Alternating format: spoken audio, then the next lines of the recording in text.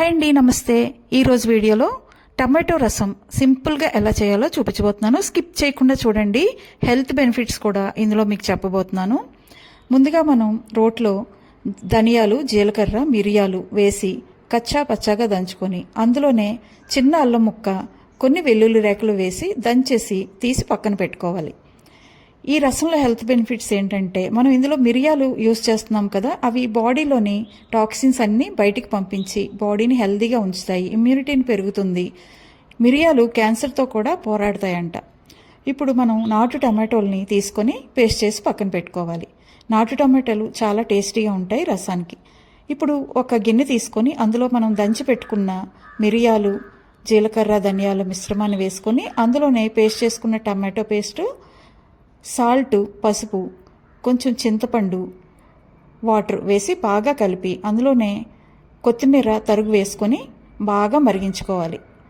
బాగా మరిగితే రసం బాగా టేస్ట్ వస్తుంది.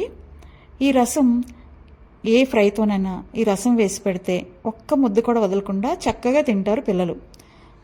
ఈ రసాన్ని తరచుగా వాడుతుంటే డైజెషన్ పవర్ కూడా పెరుగుతుంది. కాన్స్టిపేషన్ అలాంటివన్నీ తగ్గుతాయన్నమాట రసాన్ని యూజ్ చేయడం వల్ల.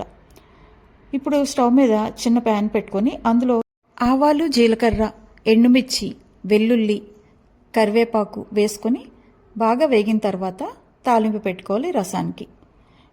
ఒక్క రసంతో అన్నమంతా తినవచ్చు, అంత టేస్టీగా ఉంటుంది, అమృతంలా ఉంటుందన్నమాట ఈ రసం.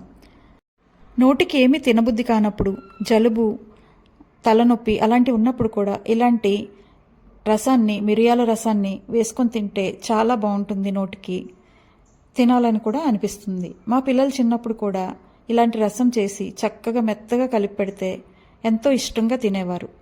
మీ ఇంట్లో కూడా అలా ఎవరైనా రసం అంటే ఇష్టం ఉండేవాళ్ళు ఉంటే కామెంట్ చేయండి. ఈ వీడియో కనుక మీకు నచ్చితే తప్పకుండా నా ఛానల్ని సబ్స్క్రైబ్ చేయండి, లైక్ చేయండి, షేర్ చేయండి. ప్లీజ్ సబ్స్క్రైబ్ చేయండి. Thank you for watching.